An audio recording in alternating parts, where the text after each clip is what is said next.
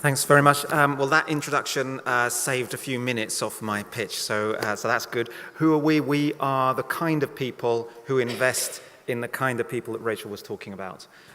We are, as was said, we're a wholesale social impact investor. We invest in charities and social enterprises, and our job is to improve people's lives by connecting that finance to the social enterprises and charities that make positive change happen.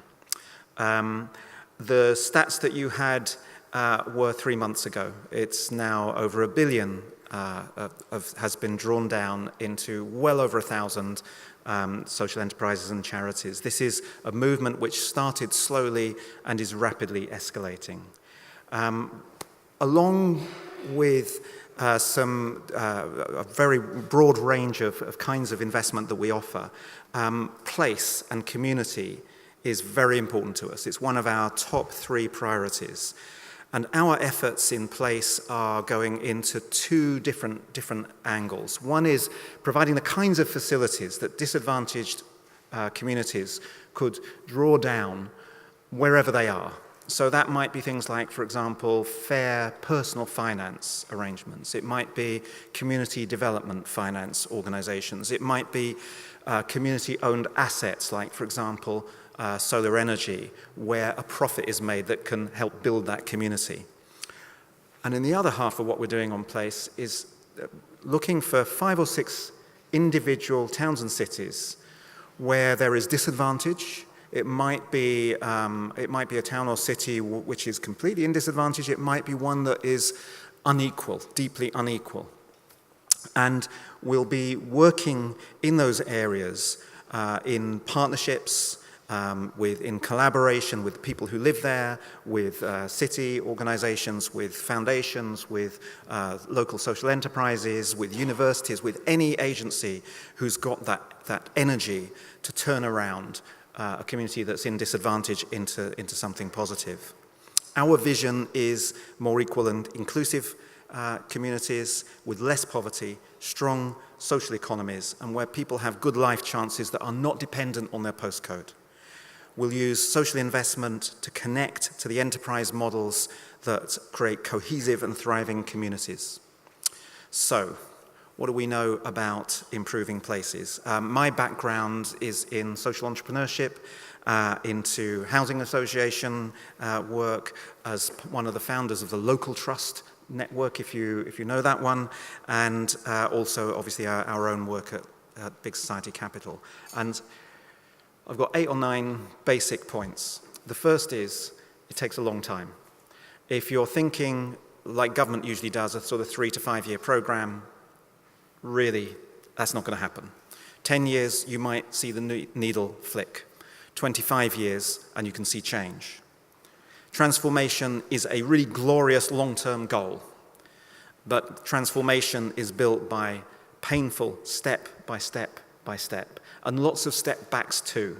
I was talking to a social entrepreneur in an area called Healy in Sheffield, who has been working for 18 years to turn around a locality which was decimated by the collapse in the steel industry.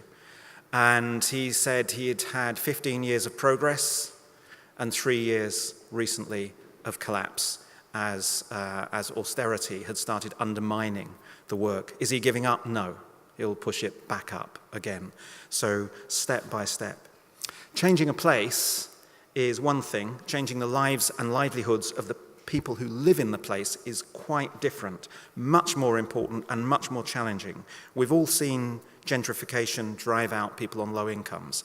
I used to work in an area in quite central London, just on the edges of central London, and there was one of those sort of community regeneration programs going on, and there was a street market, and the street market was heavily used by the local people.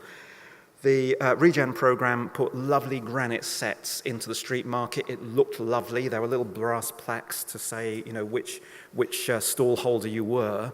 What happened was that the stall holders went up market. Professionals came in to buy from that market from just down the road in the city, and the locals couldn't afford to go to their market anymore. So what did we have? We had a gentrified community, the local people were more excluded than they had been in the first place. So that difference between place and community, what is it you're trying to do? You're trying to change the place, you're trying to improve the lives of the people who live there. Economics matters. Without jobs and job progression and enterprise, all you get is resilient poverty. And you can see that in places like, for example, the South Wales valleys, which have had huge amounts of grant money go in, but really without the economics. So lots of improvements, resilient poverty. And government is vital for the economics, absolutely vital. But generally speaking, it operates in clumsy ways. It operates in very short-term ways. For example, in the US, where there's a really vibrant and very effective community development finance industry, there has been 25 years of consistent cross-party policy and tax breaks for those CDFIs, community development finance institutions. In the UK, the longest program we've had is 3 years.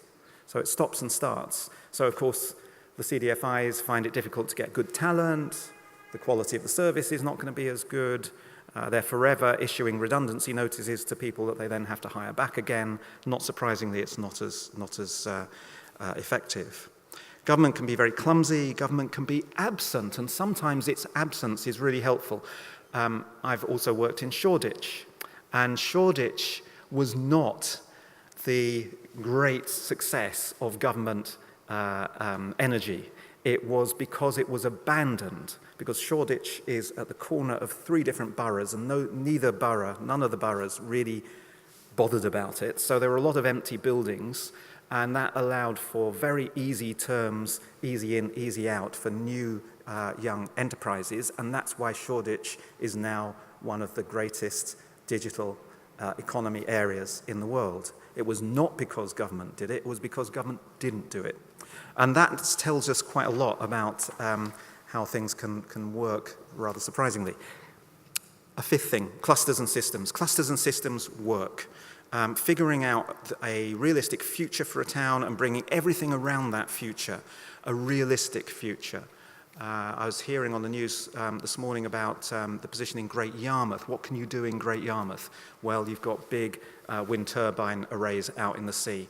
There's some really good jobs there, but are the locals getting those jobs? No, because the further education college is not there anymore, so the locals can't get, clusters and systems. You need the whole system, from education, jobs, transport, etc., etc., etc. Momentum matters, having a purposeful sense of direction and action that brings people together in common cause. And we're seeing that at the moment in Bristol, which is one of those cities which is very wealthy but also has profound poverty.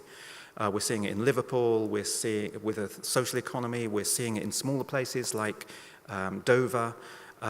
Momentum. Flexibility matters. There is no single solution, there is no blueprint to a disadvantaged set of places. It's individual circumstances. And that's one of the reasons why national government programs tend to fall short, because they try to standardize, and the places they're standardizing are not standard. And finally, I'd say leadership and total dedication. That's a hallmark for success. And I've seen absolutely extraordinary leadership working over decades to turn around lasting change. I mentioned Healy in Sheffield. I'd recently been in Nichelle's in Birmingham, in Southmead in Bristol, in Liverpool. Sometimes leaders who have surprised themselves. They've been driven by often painful circumstance. The mother whose child was killed in a knife attack, and will do everything and anything to prevent that happening from anybody else in their area. Those kinds of changes. And maybe I'll add another one of humility. Most initiatives to try and change disadvantaged communities for the better have failed. And we are going in as an organization to try in 5 or 6 places, and we will get a lot of learning. We will certainly get a lot of learning. Will we be successful in all those places? Almost certainly not. And we've got the humility, I hope, to know that we will try our best, but there are other people who know better than us. And so making making those connections. I just want to do something just a little bit random. A little bit random question. Can anybody here know how to sail a boat? Does anybody here go sailing? Yeah, there's some people. Does anybody know how to fish? You know, fishing, line fishing? Yeah, we've got some. Anybody got a sense of about maybe how to cook good fish dishes? We've got some good cooks here. Oh, lots of them. Okay. Anybody got retail experience? Yeah.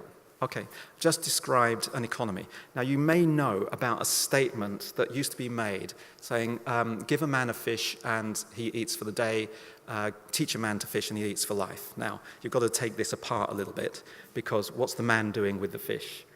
Is the woman not going to have a fish? Are the kids going to starve? Is the man going to cook the fish? Good questions, but it's an old sort of saying, so maybe sort of park that. Teach a man to fish and they eat for life. Is there anywhere in the world where people live struggling to put food in the bellies of their children when there's a river or a sea or a lake that has fish that doesn't know how to fish? What an extremely privileged, probably white privileged view of teaching somebody to fish if they live near water. But again, it was an old saying, let's park that. Let's just think what we just had. We had the whole economy of fishing in this room, just by asking people. So engage. If we want to make lasting, sustainable change, we have to start with the people. We have to start with the talents of the people who are there. It's their place, they're living with the problems, they know what good would look like, and they certainly know what bad looks like now. If we do things to them, it saps their energy, saps their confidence, and it really tells them that only clever people from somewhere else will actually turn their place around. If we do with them, they will engage. If we support their work, they'll build confidence and capability to solve their own problems, asking us where, when, and where we can help them. That asset-based approach, as it's called, the ABCD approach, asset-based community development, working from the talents in the area, is slow and it can be quite painstaking, but it's the only way to sustainable change for communities, people, as opposed to places. In the international development space, everybody knows that. Somehow, in the UK, we tend to forget it. It's the people who will make the change happen. Our job, and the job of all of the professionals, the investors, the social enterprises, all of them, is to make their job easier, not to drop goodwill from on high. Thank you.